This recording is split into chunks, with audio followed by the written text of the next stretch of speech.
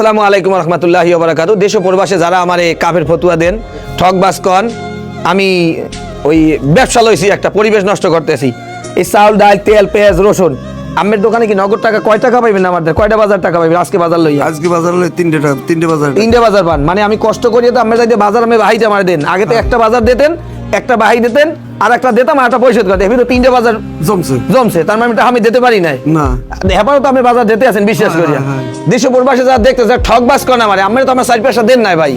মানুষ আমার বাড়িতে আসে, আল্লাহ মেহমান হিসাবে আনে, খালি তো ফেরত দিতে পারি না। কলজার ঈদের রক্তক্ষণ নয়, আমরা মন্ত্রী হইবেন, এমপি হইবেন, কিন্তু মানুষের পাশে দাঁড়াইবেন না। খালি নির্বাচনের সময় মানুষের বাড়ি বাড়ি যান, এইবার মানুষের মাথায় নুন থেকে বড় খাইয়া বিদেশে টাকা পাচার করেন। কিন্তু সর্বশেষ কথা একটা, আমরা যারা আমার ভুল বুঝে কথা কন, এই দোকানদার আমার 3টে বাজার টাকা পাইবে, আমরা তো আমার একটা দিয়ে সহযোগিতা করে নাই। তা জানিয়া হুইয়া বুঝিয়া না বুঝিয়া যাচাই বাছাই না করে আমার ঠকবাজ ধান্দাবাজ এখন কনকা। আমি যদি ঠকবাজ না হই, আমি যদি কাফের না হই, কিয়ামতের মাঠে আমি কাফের গাট গোড়ায় দাঁড়ায় থাকবে, আল্লাহর বিচার কাটবে। আল্লাহ বলছে না, মালিক আমাদের বিচার দিনের মালিক, জানিয়ে বুঝে একটা মানুষের অপবাদ দিয়ে না বুঝে দিয়েন না।